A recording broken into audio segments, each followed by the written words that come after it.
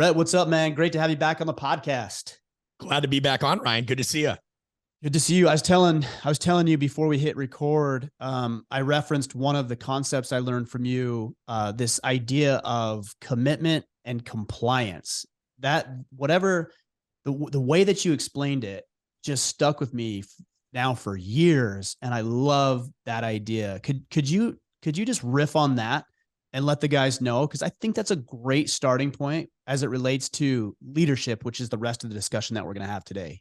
Yeah, absolutely. Now, just to anchor it, right? So when you look at effective leadership, and we can get into fallacies of good and bad and why I use the term effective instead later if you want, but you look at some aspects of it. There's relational aspects of it, and there's task-based aspects of it, right? Task is, hey, Ryan, I need you to do X, Y, and Z, right? You have to do something.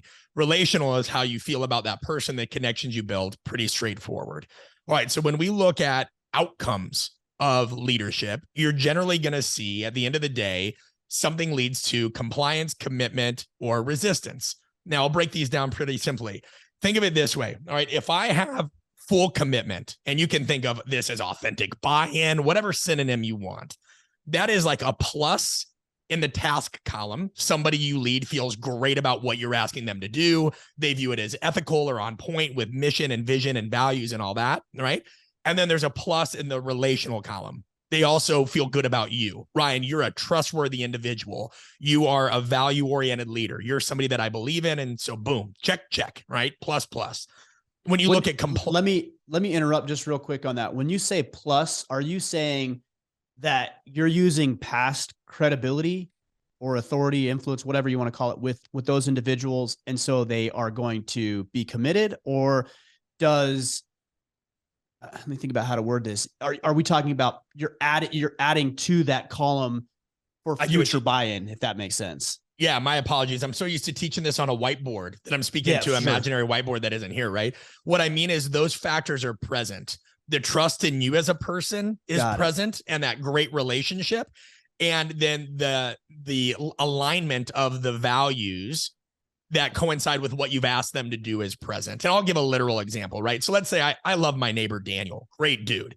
But if he asked me to hide the body of, somebody right now, like there's a plus, like a positive in like the relational side of that thing. Sure. But what he's asking me to do, that's a minor. There's an asymmetry there, right? So I'm not committed to doing that. Now, if we look at compliance, there's going to be that asymmetry represented. Either you feel good about the task that you're being asked to do, but the person, and there's plenty of people that have this, they have a job where, they know they need to do something as part of their job, but God, they hate their boss, or they hate their manager, and so they're going to do their job. But, some people just do the bare minimum, or they do enough to get by. And it doesn't even have to be the bare minimum. It's just, they do it. It's not as high on the level of commitment. It's like, I'm going to do it because I know I have to.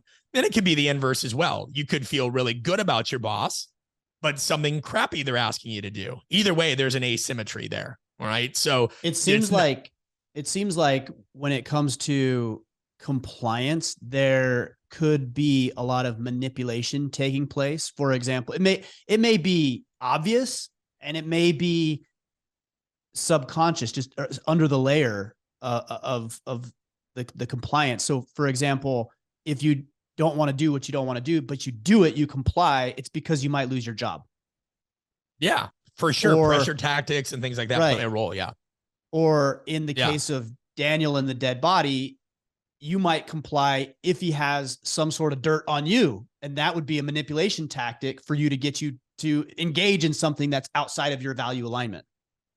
No question. And by the way, Daniel and the Dead Body is the name of my children's book that comes out this December. If you want to grab that, either that or your latest band, your newest band. That's a band name, Daniel and the Dead Bodies or something. So yeah, for sure. But definitely not role playing with my wife and I. That's not part of it. Okay. Fair enough. Now I find like the use of contrast to be really effective in this last part. And it's just, all right, we know what commitment is. We have a general idea. Now resistance is just the antithesis. Right? You don't feel good about the person, that relationship's there, that trust isn't there. And no, you are not in agreement. However you want to look at that alignment of values, whatever, of, what they're asking you to do.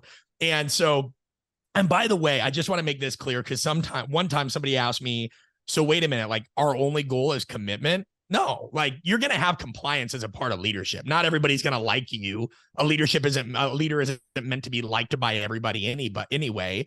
And not everybody's always going to agree with what you have to say or what you need to get done, right? Like by default in leadership, you need to make difficult decisions that people are not universally going to agree with. So despite what popular leadership tropes are out there, effective leadership is not just about having minions who are wholeheartedly committed to you. Compliance is going to be a part of it. Commitment's going to be a part of it. No, there's no magic ratio. It's just saying based on the influence tactics you utilize as a leader, based on the power that you leverage. And there are good examples of use of power and poor examples of that, just like anything. There's a duality. You are more likely to lead to some of these scenarios. And you highlighted a few of those examples before. I'll give one more. A pressure tactic for, somebody in their job, a certain person might lead to compliance. They're just like, shit, all right, this is what I'm going to have to get done. Or for some, it might feel like they're being pushed over the edge and even lead to resistance. Like, hey, you have to get X done by X deadline. Otherwise, you're not going to get this promotion or your pay rate, like whatever it is. For me and for you, like we had pressure tactics in the form of deadlines for our books, right? So for other people, a pressure tactic that can lead to commitment full on, right? Like there are some people that need some hard tactics and they're still going to feel committed to it. And other people, again, going against the one size fits all nature of leadership that we've been sold, it's going to lead to resistance. So you got to know your audience. A lot of this comes down to your own political skill. And I don't mean political in terms of like macro politics, just knowing how to deal with people, timing, and all these other aspects as well. Yeah, I like what you're saying here because there are going to be times where I think about this in parenting. It's like, no, you just have to clean your room. Like, I'm not going to explain why and how it's going to, apply for the next 80 years of your life and how you're going to be a better person. Like, no, just clean your stinking room. That's it. So, but I think there are probably ways, and this is what I'd like to unpack, is that if you do, as a leader, have to get compliance with those who maybe are initially resistant, what are some strategies for getting people to comply and maybe even start pushing them over the edge of commitment? Sure. Yeah. So I think this goes, whenever we think about complex questions like this, it's good to look at like mental models or heuristics. Okay. Largely, we have to remember that, you have to have tailored messaging to people, which we know inherently. We hear like, know your audience, refine your communication, but most people don't actually know how to do that. They don't actually think like, all right, let me break this down strategically. Let me think of this individual. What are they driven by? And in our framework, we have 6 primary drives. And a lot of this was research that we've adapted from a gentleman named Antonio Damasio, who's a professor of cognitive neuroscience at USC, and then some other folks. But the way we look at it is broadly, I can't say this enough because as you know, there's certain audiences that just want to take things and run with it. People are driven by one of 6 things, all right? A sense of adversity. And trust me, I'll land the plane, but I just want to anchor this. There are some people that are driven by adversity. They love this back against the wall. The best way to get me to do something is to challenge me, whatever. There's a lot of options there. So I'll explain them briefly. And if we need to go deeper, we can. There's some people like my wife who are driven more by themes of unity, right? To get her to do something, if I can bring other people into it and this sense of community and togetherness, it's almost always a win, right? And there were athletes like this as well that I coached in the past. Like individual competition really didn't get them going. But if I had linebackers versus linebackers, offense, defense, they're losing their minds, they're ready to go. Then there's some people that are more security oriented. They need to have plans, strategies. They want information as a security blanket. The best way to get them going is to lay it out for them. Hey, I need this because of this, and that's going to help you with this. And bop, bop, bop, bop, bop. They want to see the whole thing laid out meta wise, right? There's 3 of them right there. Then there are some that are really significance driven. It's not an individual thing. It's like, I want to make a bigger impact. I want to change the way blank is done. I want to leave a legacy. So being able to speak to that is a big thing. And then, you can also look at, let's see, we talked about adversity. We talked about, I want to make sure unity. I get these right. Yeah. We talked about adversity, unity, security. We talked about significance. Another big one is like, think about how people are just driven. Some people are like, there's loss aversion, and then some people want to gain something. So when you think about like on either ends of these spectrums, you also want to consider like, all right, have I targeted these things appropriately? And then how am I delivering those? And so, by the way, some people just want to think right now, and I'd like to know, like for you, Ryan, what out of the ones that we've talked about so far, where do you even see yourself, if any? If any whatsoever, where do you see yourself? I tend to like adversity. I would say adversity is a big thing for me, overcoming that. And significance, the weight of what we're doing. I would say based on the list you gave me so far, it would be those two things: overcoming adversity and the weight, the significance of what we're doing. So then think about this too. Think about this. Like right now, how does that manifest when somebody tries to get you to do something? Like when you do something that I think is in the best interest of the movement, or maybe be a little bit more specific with that. Yeah. Just like if you feel like you're just like not committed to something or compliant, like what is something that's going to move the needle? Like put it this way. We know that based on what you told me speaking to unity and all that isn't really going to be that, you have to think about like, all right, well, no, man, like I like hard things, and I like things that I feel like are going to leave an aftertaste and make a bigger difference.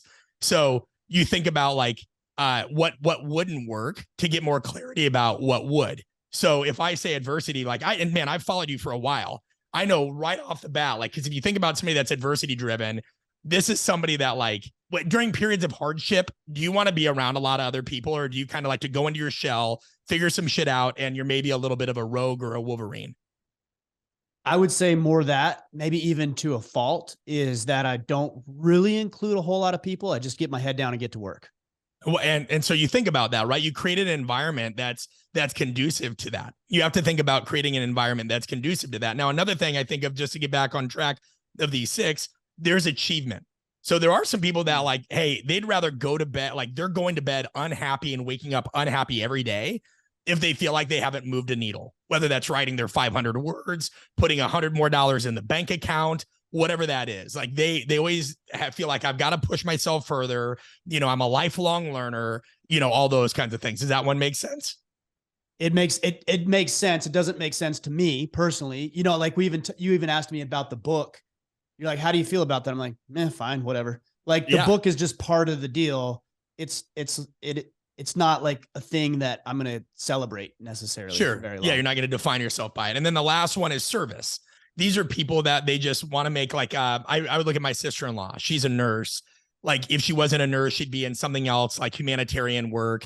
It's got to be service. Like she fostering just healthy relationships and giving to others, even to the point sometimes to a bit of unhealthy self-sacrifice is the most important thing. And like anything, looking at these drives, everything has a strength and a snare. There's no like one that's the best, but point being, whether I was leading 150 athletes in a group or whether I'm invited to speak somewhere and do an in-service, I have to try to tease out, like, what do these people care about collectively, individually? How can I do that through, just certain questions or getting into the weeds with them? And you start to see it. I mean, if you have somebody on your podcast and they're always talking about like doing the hard things, overcoming hardship, back up against the wall, like the words that people will use. So listening plays a huge role in this, kind of give you insight. So drives are one of the ways that you have to be able to better target your message. And then the other thing is you have to think about different influence tactics.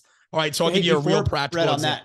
Before you get to the influence tactics, I want to ask a question that a couple that are popping up for me that are more, maybe more confronting, that I haven't really been addressed before. And that is the amount of time and effort it takes to learn these styles, I think can be a deterrent, right? Sure. So my question is, do you try to build a team that communicates or is oriented in one or a few of these the same way you are? Or because then less time, like I don't have to worry about these people that they want security. Like I don't have to worry about that because I don't have any security type people on my team. Or is it better to find and build a team that represents a broad swath of these personalities? Yeah, well, for sure. I mean, it's like that old book, Team of Rivals, that talked about the political genius of Abraham Lincoln, right? One of the smartest things he did that showcased his political savvy was he literally brought people into his cabinet that were vastly different than him in terms of perspectives. A lot of them didn't even agree. Like they took a devil's advocate approach. So you ask anybody this question, people are going to have their own opinions, but the vast majority of actual leadership research that is rooted in the real world is going to tell you that you want a team that represents like a mix of divergent and diverse views, because, and by the way, the point is not to coddle a certain drive. The point is just, you have to have an understanding of different things that make people tick.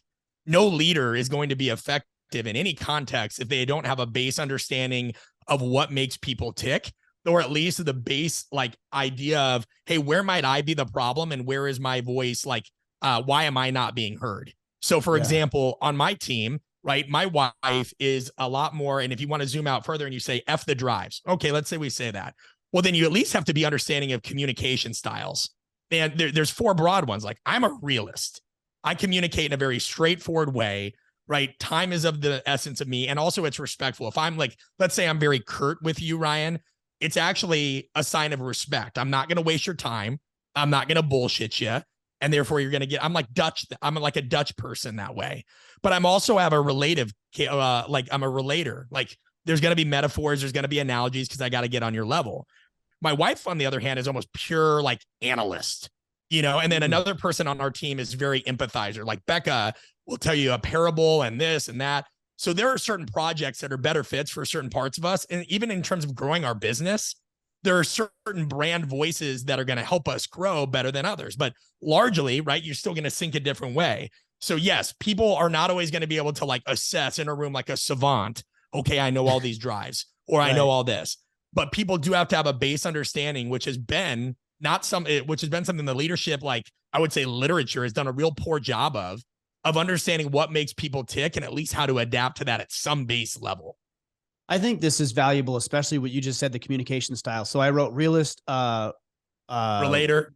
Okay. I wrote relative. So relator, analyst, empathize, because you said it perfectly. You said with a realist, somebody who's straight to the point, gets to it, gets in and out. You're trying to respect that person, but somebody who's an empathizer might look at that and judge it as being disrespectful because you're just down to the brass tacks and you're not taking into consideration the way somebody might feel or outside circumstances or scenarios. So you might think it's respectful and they might actually believe that you're being disrespectful. Yeah. So I could see how this would be valuable to at least know so you can deal with people effectively. Well, and give this as an example, right? So I was working with a gentleman who he came from Switzerland, and he was just a buddy of mine who was an investment banker was like, hey, when you meet with him, just remember, like, they like to have a bit of small talk first. Like, don't launch into brass tacks. I can't do it, bro. Like, I can't do it. Right. Well, I hear you. Right. And you don't always have to be, right? Like, this is again why like leadership is not about one person. It's about having a team and a process that, it's multifactorial. I think that we forget that too. We think leadership is about one person, that mythical figure. It's not. It's a process of influence that is integrated between, a leader, but also the other shareholders and stakeholders. So in this case, even though, I was time pressed and I didn't want to do it either, what I had to do is just reframe, like, it doesn't mean I have to be like, hey, how are you? Blah, blah, blah. It just means the guy kind of wanted to bullshit and get to know each other for about 5 to 10 minutes before we got in. Well, I can do that. You know what I mean? Like, it's just kind of like there's plenty of quarterbacks out there that want to fucking throw the long ball, but every now and then you've got to have a check down or you got to do something in the flat or you've got to hand it off. So like, we don't always get what we want to do as leaders, but you have to think like, this is why it's chess, not checkers, So don't always think that like, for any listeners, when you're like, I don't want to do the empathizer thing, or I don't want to do this and I don't want to do that. Nobody's telling you to go all the way that direction. Try to borrow an element or two of that and think, what can I do with, like, if I don't want to be an analyst, like an analytical communicator, great. You don't need to come with a effing spreadsheet of all the data and metrics. Just speak to some aspect of what that other person might care about. Because when you give ground, you get ground. I think where this applies perfectly for a lot of guys listening is imagine approaching a woman, this beautiful woman who clearly you want to have some sort of relationship with, at least a conversation, right? Yeah. And you go up there and you give your line or whatever, and she's not interested in the line or the way that you're delivering it. She wants to have this small talk or whatever. Like, you're not going to say, well, that's just the way I am. Like, screw her. Exactly. Like, you're going to say, okay, well, what, like, let me look in my tool bag. Let me look in my arsenal. Cause this woman's beautiful. I want to have a conversation with her. Maybe I need to try a different tactic. I think it makes sense in that realm. But then when we start thinking about the business side of things, we're like, they should just, if they don't like it, they should just deal with it. And 0 F's given, which you hear a lot. And that's a ridiculous notion. Yeah, no question. And that's a great example. And this is where you just think about leadership in any area of life, right? Like even in different phases of being a parent and whatever. And by the way, just most people have to ask themselves, like, where might I be the problem? You know, because it doesn't, like, you can deal with the world as you'd like it to be, or you can learn to deal with the world as it is. And I feel like the people that are always like, well, I shouldn't have to do this, I shouldn't have to do that. Great. That's the world as you'd like it to be. But the world as it is dictates and necessitates that you are going to have to figure some things out, because leadership is also a constant negotiation that is dependent on some form of connection, you know? And I just think that the origin of this, not to nerd out on it, but like I'm in this portion of my next book right now, is like, why are we so effed in this area? Well, think about the myths that we've been fed. Almost every leadership book does talk about, you know, it's a mythological, big, charismatic figure or dauntless leader who does this and does that, or it's these leadership styles. You got to be transformational. You got to be, everything is predicated towards, you better fit this model or fit this representation, or you're not worth a shit. And so we buy into that and we don't know how to flex and be socially agile. So is that the greatest problem with buying into that dogma of a certain leader, is that we then become too rigid and can't flex and maneuver the way that we should to be able to lead the team effectively? Is that the problem? Because I certainly, oh, go ahead. Because when I look, well, I was just going to say, when I look at it, you know, read a leadership book, for example, I don't resonate with everything, but there are certain characteristics that seem pretty clear to me that most leaders possess. Sure. Yeah. Well, let me answer the first question first. No, it's not the only problem. And we can dive into this later if you want.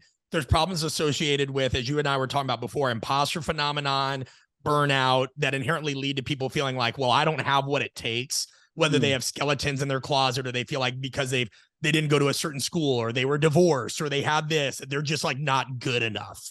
You know, that this idea of like not, and I toyed with this idea of a title for the book originally, like Imperfect Leadership. I'm like, to make it look like I'm perfect in parentheses, because there is this, and like people feel like that. I have a friend that he's like, he grew up as a drug dealer, and now he's just like this phenomenal father, business owner, but he's got a lot of residual like imposter stuff and self-limiting beliefs because he like can't escape that past. I'm like, dude, like, I'm not going to get hokey on you, but those are the things that led you to be able to like correct this. Like, that just is what it is. You don't have to fit a mythical certain amount of traits. Now, to your second point, yes, there are certain things that resonate, but let's look at this real quick. All right. When there is no list of traits or special mixture of leadership traits that guarantees successful leadership in every situation. It is situational. It's contextual. There's cultural context. What makes a great leader, coach, whatever. In Western country, like let's say the United States, is not going to be a great prime minister in Japan, and vice versa. Now, so like whether it's being humble or honest or risk-seeking or this or that, those yeah, to some people, like this seems like, oh, these are all great things. So does like a pioneering spirit and a can-do attitude. But there are other cultures that don't want those things. So the biggest trait that actually has crossover, if there was something, if you press me and you're like, dude, I'm calling bullshit, there are some static traits that are effective across cultures. Sure, you know what they are? Being comfortable with change, having like being non-risk averse, because that's the nature of it, tolerance of ambiguity, being able to be persistent. But no, like just being kind, humble, this and that is not going to be like, I'm sorry, I don't give a shit if my brain surgeon is sitting there being like, oh, you know what? I'm just kind of okay. I'm in it just to make a difference. I want that person to be like, I am the number one best person that is going to get this shit out of your head and save your life. Like those borderline narcissistic traits can be a perfect fit in some situations and not in others. Yeah, I get all that. I'm at a loss for words because that makes complete sense to me. I do have a question to go back though to what we were talking about with the personality types, if you will, or the drivers, I think you called them: adversity, unity, security, that sort of thing. Yep. In the past, I don't necessarily agree with this, but I want to address it, and I'd be curious in your take. Do you ever hear from people who say, well, you know, when you're changing yourself to fit that, is that a form of manipulation that brings some negative ramifications with it? Great question. So I love the term manipulate, right? Because if we first, like, meanings are not in words, they're in people. But at the same time, we need to know what words mean. If you look at manipulate. What do you mean by that? Hold on. What do you mean by meanings are not in words, but in people? Well, think about that, right? Like we tend to define things based on our own perception and interpretation of those things. And then we give it a word based on some agreed upon perception of it. Hell yeah. You know what I mean? Like certain phrases that I use might be anathema to somebody from a different culture. You know, they have no idea. Like, and there are certain words that other cultures can use that we can't use. You know, like, even look at manipulate. It's a very good example. That term has a negative connotation with it, pretty much ubiquitously. But if you look up if you literally search, go to Google and search manipulate, you're going to see how it talks about to wield a tool in a skillful manner. There's more than one definition, you know? Well, the word that gets brought up, and this one's going to be controversial, but I remember when I was a kid, if a friend, like, you weren't saying it mean, but a friend was doing something that was weird or you didn't like, you'd say, that's gay. Like, you're gay, or that's gay. Yep. Clearly we didn't mean he was homosexual, you know, but that's what we would say. But then you say it in another context and it's completely different. Or the use of the N-word in certain groups, that's okay. For you and me to say it, that's not okay. Not one. You look at the example of, because you bring up a good point. Like, I'm a huge music guy and I'll listen to everything from Frank Sinatra to BB King to Eminem, right? So, but you look at hip hop, it's a great example of that. There are certain things that have been talked about or said in hip hop culture that, you know, means something very specifically. And Eminem talks about these things, like, because people like to bring up his old lyrics and all that. And he's like, listen, like, I'm the father of 2-3 adopted girls. Like, this is what I meant then. This is the context. And even, you know, if he brought Elton John out to talk about, like, no, like, Eminem's not homophobic and whatever. So, but like, you look at that even in the leadership context, right? Like, power, manipulate, influence. They're all these dirty perceived terms when in reality, they're not. You cannot talk about leadership without talking about power and influence, and they're reciprocal. And everybody has some level of these things. And this is why I wanted to write the book, because I got tired. I never fit these modes or models. I'm around a bunch of people that are great people, and they feel like they're not good enough. And I sit here like, we have completely bastardized some of these terms. And guess what? There are actually bad people out there leveraging shit that we don't even talk about and understand because of how these terms or phrases or tactics have been stigmatized. And so to try to stop that is the main goal. So that's what I mean by words are not just, meanings are not just in words, they're in people. There's context to them. Does that help answer that more effectively? It does. It does. And I think that's why conversations like this are so important, because we can take abstract ideas or even misunderstood words, or words that I think mean one thing and you mean something else, and we can actually come to the table in a significant way.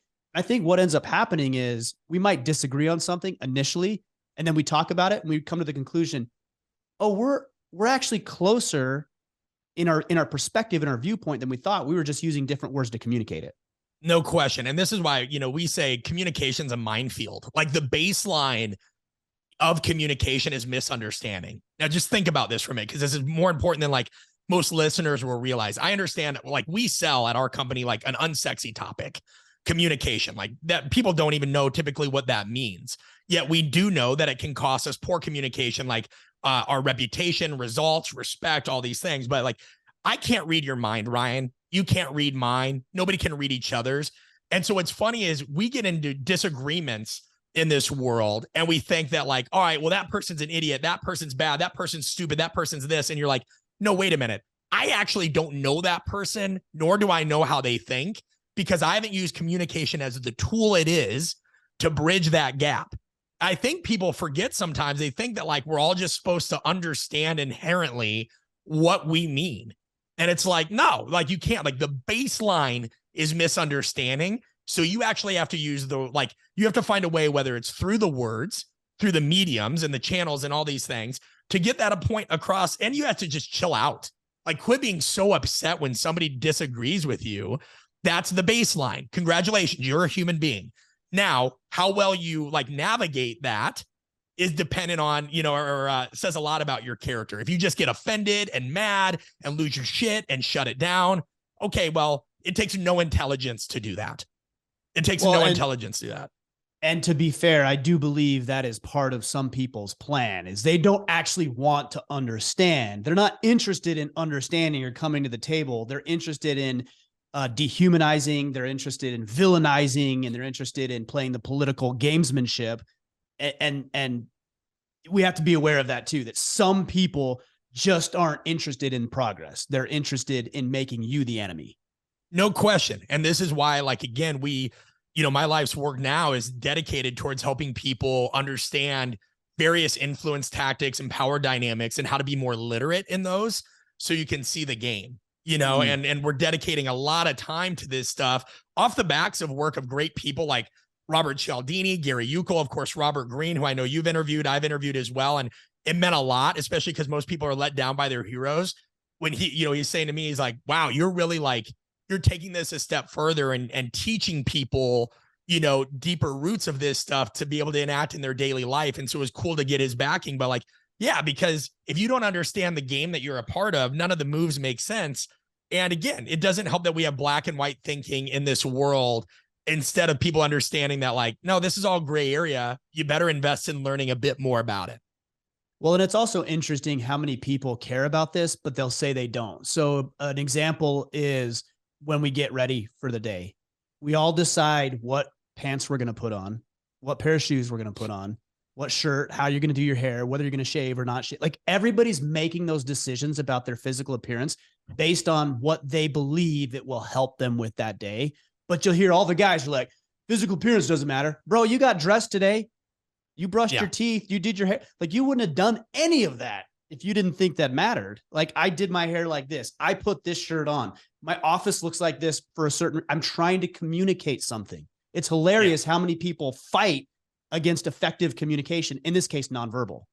Yeah. Well, it drives me nuts to that point too. I mean, I came from a profession in human performance where when I stepped out and started crossing over more into the leadership landscape, there were some purists, self-proclaimed purists that were like, oh, real strength coaches, whatever, don't have a brand. They don't have this, we're not in it for ourselves. And I remind them of I think it was Amos Tversky or Daniel Kahneman. They were like, the absence of a feature is still a feature. So I'm like, that you by default of railing against people that do a certain thing is you branding yourself as the person who doesn't believe this, right? Right. And if you're I don't care what people think, congratulations, you're branding yourself as that. And so that's another thing we touch on in the book is impression management is absolutely a form of communication. Some people, it's moral virtue, right? This is what's called an exemplification impression management tactic. Well, I do this for the right reasons, and I'm doing this for this, right? Then there's other people that use what's called a supplication tactic. And that's, I'm just, I don't know much. I'm the dumbest guy in the room and blah, blah, blah, blah, blah. And so there's all these tactics, and we can get into more if you want, but everything is communication. It's whether you pick up on it or not. And yes, the communicator, right? The onus of responsibility is on the communicator. I guess I hear too often from men who are like, well, they didn't understand. Right. Because you didn't communicate it in a way that was understandable. No. I did. They didn't get it. Then look, you can talk about, this goes back to what you're saying. You can deal in reality or not. So if you want to communicate a message, it's not their responsibility to receive the message. It's your responsibility to communicate it in a way they can receive it. And if you aren't interested in doing that, don't get upset when they don't get it. Well, better yet, just don't step into leadership, right? Leadership by definition, again, is a reciprocal process of influence. And, to take this even further, right? This ties into something that people need to be aware of. And I hope this is helpful for your listeners to give it a name, the mere exposure effect. Now, all this speaks to is people are more likely to be convinced by things that seem familiar to them, right? When things are familiar, they're perceived as less threatening. Well, for things to be familiar, they've got to be repeated. And they've got to be not only repeated, but also showcased in a variety of ways. So, and this goes into just, you could something as simple as speaking to an audience at a presentation or social media. You can sit there and tweet out or do whatever you want, but the use of pictures and there's so many ways to get your message across. but at the very least, you have to make it sticky and you have to be repetitive. I think the best advice I ever got is right when you're about to lose your mind because you feel like you said something too many times, the majority of people are just really hearing it once. You know, the majority of the time they're just, and this has to a degree, this took an impact on my mental health because like running a business, and I know you get this, you know, in that context, there are certain times where I think like, all right, you got to walk the line between being ardent and consistent and locked in with your message. But then there's other times where I'm like, all right, I don't want to like burn it out. And I know there's got to be some people that lose their mind if I'm just saying this and this and this all the time.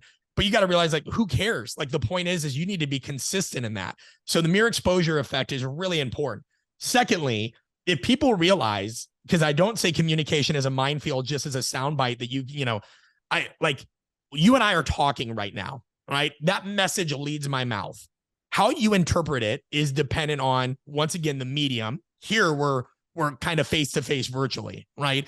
But if we're saying something over email, that is a lower context-rich medium. The amount of social media, like people want to argue over Twitter. So by default, you're taking shitty communicators that aren't trained in any of this, using the lowest context medium there is to try to argue about this stuff. Right. And we wonder like, oh, why is there friction?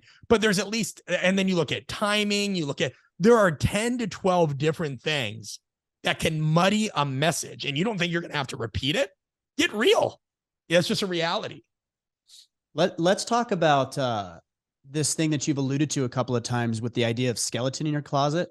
Yeah. Because I think that hinders a lot of people. And it has me, you know, like there's things that I've been cautious of not sharing because of how it might reflect. And I've actually had personal experience over the past several months of disclosing my alcoholism and my alcohol use. I don't know if you saw that or not, but I didn't, but that's awesome that you did that. Well, I was concerned. I mean, I was like, man, if I share this, like it's going to undermine my leadership. It's going to affect negatively my business. And the exact opposite happened. I was shocked.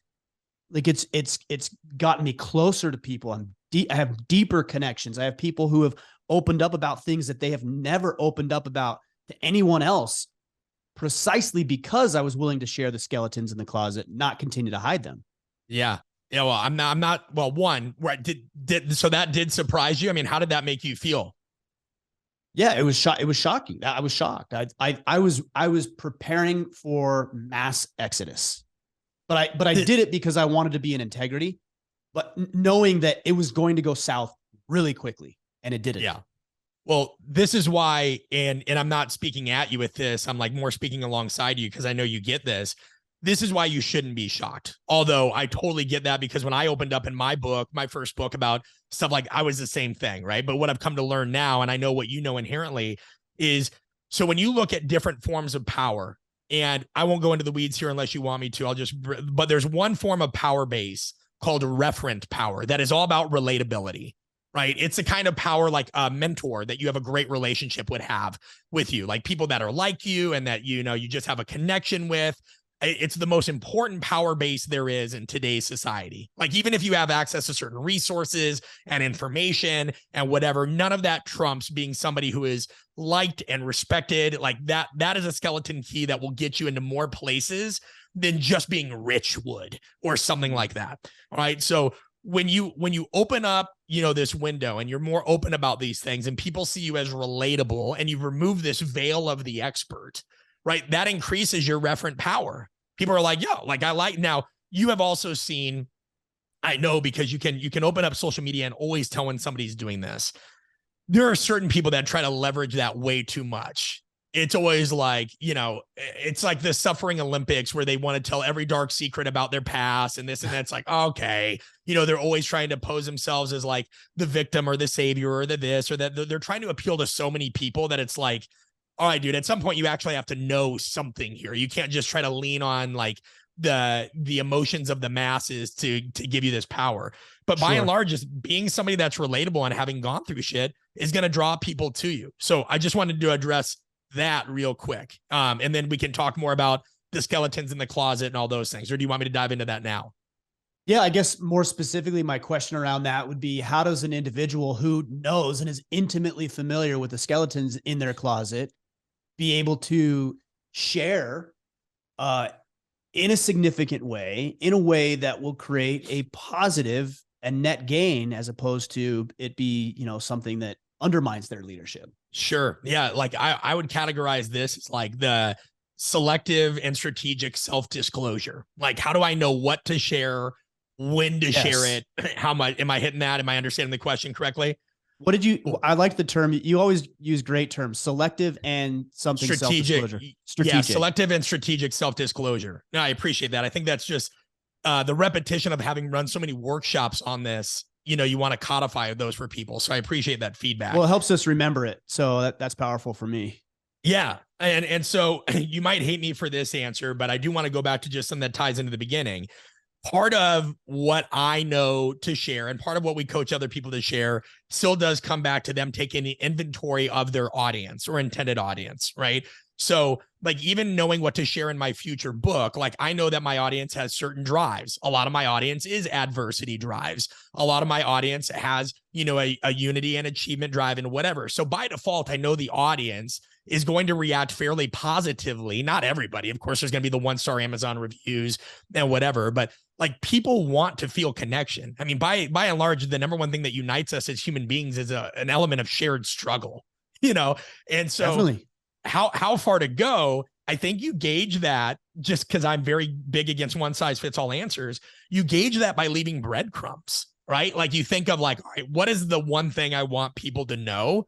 Right. And then how can I kind of lead them to this? Like you don't necessarily want to, like, let's say, and sorry if this is heavy, but let's say in the past I had been, there had been like sexual abuse in my past. And for a lot of people there are, right? Well, if I've not shared anything at all about myself ever, any kind of struggles, whatever, like just to come out and be like, I've been sexually abused.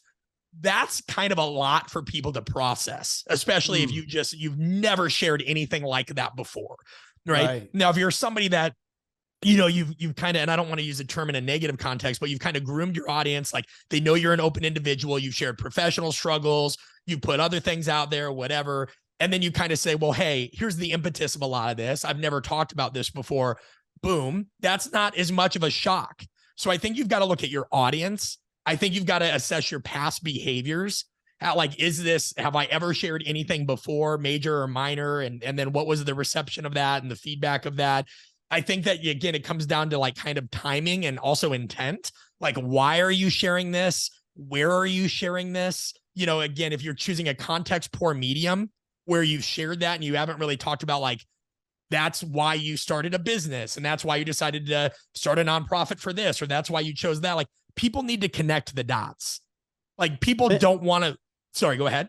No, keep going. I had another thought on that. So keep going. Yeah. Just like help it make sense. Like when I talked about the fact that I dealt with depression and I like, when people ask me like, why are you so obsessed with communication and power dynamics? And I got asked this question last February. And I go, listen, man, like I nearly lost my life at the age of 15. And I spent a year of my life with basically a Machiavellian group of doctors and nurses who just like treated everybody like symptoms. And I saw people die. And like, I've just met a lot of shitty people in my life.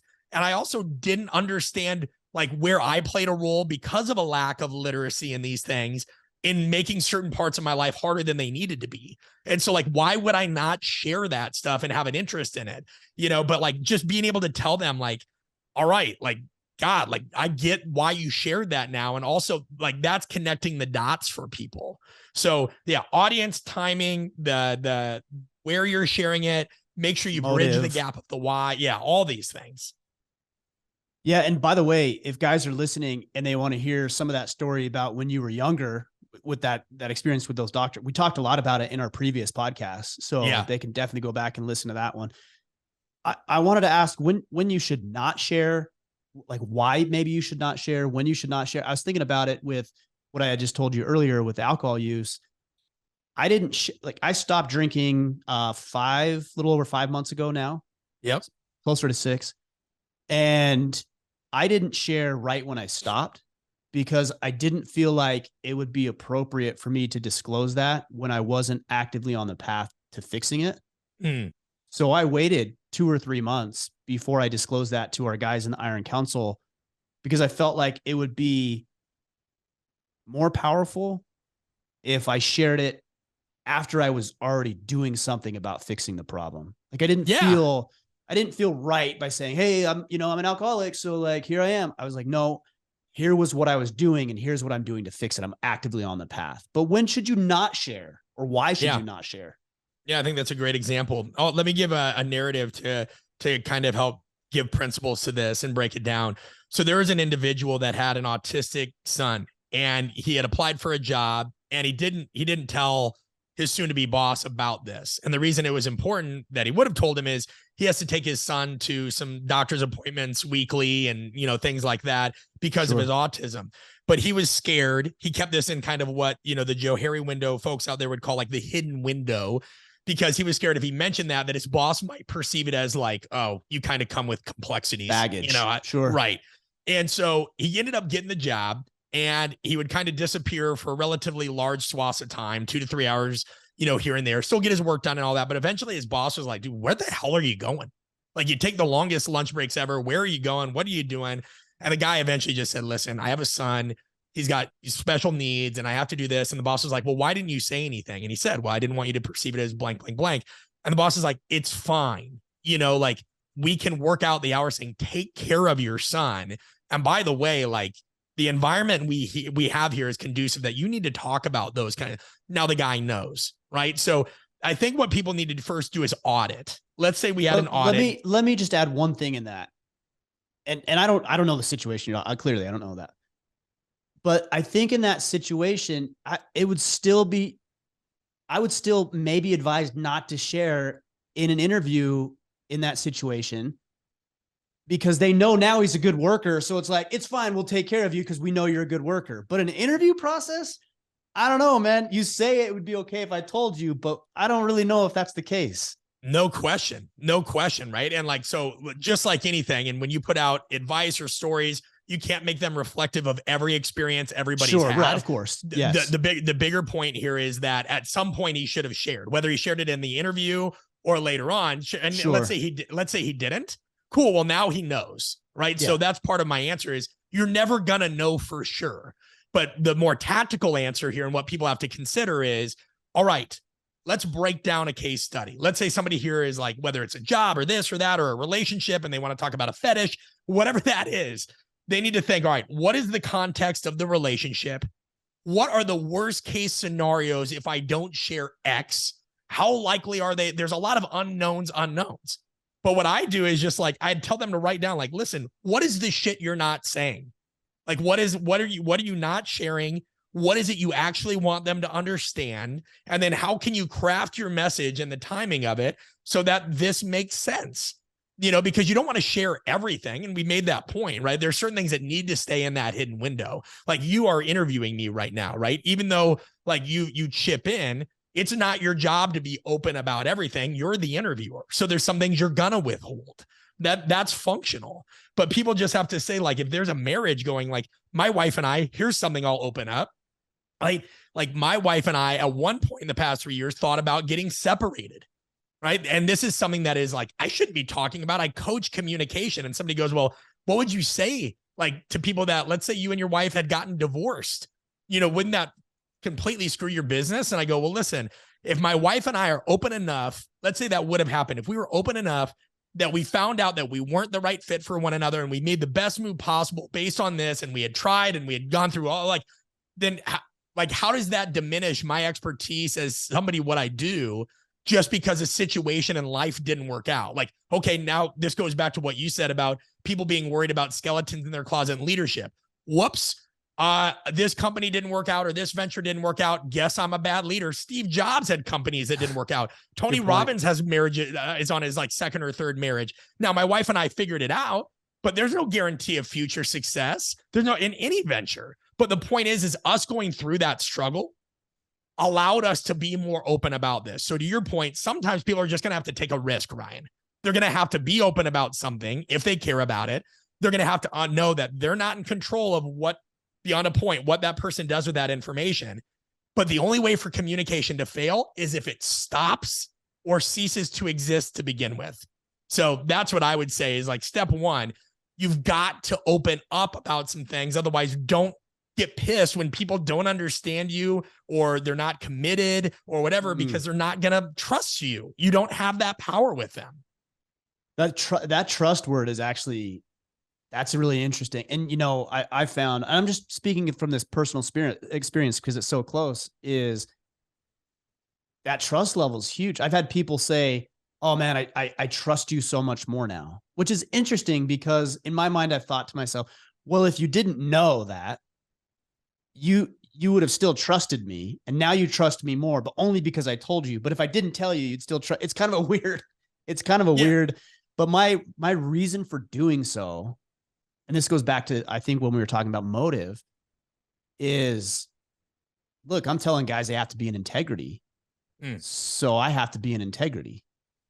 And I made some mess ups and made some missteps, but the only way to get back in integrity is do it regardless of the outcome. That's the point that I got to, is like, I don't know what the outcome is, but the outcome isn't a factor actually in me being in integrity. No, all you can do is engage in what Royal Dutch Shell calls scenario planning or futures planning. And this is something that we find it valuable. At all of our workshops, we use improv, and like tactical improv, right? Like, so somebody will have an issue and they'll say, you know, I don't know how to deal with this with my boss and whatever. So we can start to assign, and we have a framework for doing this, characteristics and constraints to recreate that kind of scenario in real time. And we'll get two people to come up and engage in a version of conversational sparring, right? And we'll say this could go many ways, but let's say we look at 4 and we put a 3 to 5 minute time limit on it. Well, let's have you guys engage in this, and we set up the scene and make it go as bad as it possibly could. Be the worst versions of yourselves. Boom. And we record all this stuff. It's a lot of fun. And then we'll stop that. We'll show them it. And we have like a whole evaluation that helps get into the nitty gritty. And then we're like, all right, now dial that down. You know, let's say bring like not the most like vitriolic versions of yourselves, but one that gets a little bit heat. And you see where this is going, right? We look at best case scenario, worst case scenario, whatever. And now people, and it doesn't have to be real life. You know, just like when I trained athletes, there's not a bunch of athletes walking around with 400 pounds on their back, but we'll do that situationally to help them get better at certain aspects of their sport and physical characteristics. The point is they're dealing with real emotions. They're dealing with that kind of proactive conflict resolution, and they're at least able to come with ideas and then when they watch themselves on video, they're like, oh shit. They didn't know they did it. No. And like, that's why, like, I think you and me, I don't want to speak for you, but like, I would imagine, just because I know you're introspective, like I tell people I have just the right amount of self-hate because like, and I say this because I see myself on screen. I'll hear my voice when other people don't get the opportunity to like role play or see themselves or listen to themselves. That leads to the curse of knowledge. That leads to the Dunning-Kruger. That leads to thinking everybody else is the problem because they're not actually engaging in that role-playing counter perspective. And also when you get people to play the opposite role, that is one of the most impactful. You play this person now. You play this person. Like what? Now what do you think? Yeah. So I think that's one of the most valuable things that people can do. And you know, you train for, one time we had somebody who's like, yeah, well, I don't have time for, you know, make believe or whatever. And I'm like, really? Like, go tell that to surgeons that practice on cadavers and this and that. Go tell that to football. Yeah. Go tell that to football coaches that have scrimmages on 4th and 1. It ain't really 4th and 1. You know, like grow up. You know, a lot of it is just people being defensive and insecure. Yeah. Well, brother, this has been awesome. I can't believe an hour has passed already. I took so many notes right here. That's what I was doing. I wasn't like checking my text, by the way. I don't know if ever people ever think I'm checking my phone. I'm actually taking notes, because what's cool about this is, you know, talking about introspection is I ask the questions that I want the answers to. Like, yeah, it's good. I'm like, I need to know about this for myself, and then hopefully other people get value from it too. So yeah. Absolutely. Well, brother, I appreciate it. Tell the guys where to connect with you and how to learn more about what you're doing.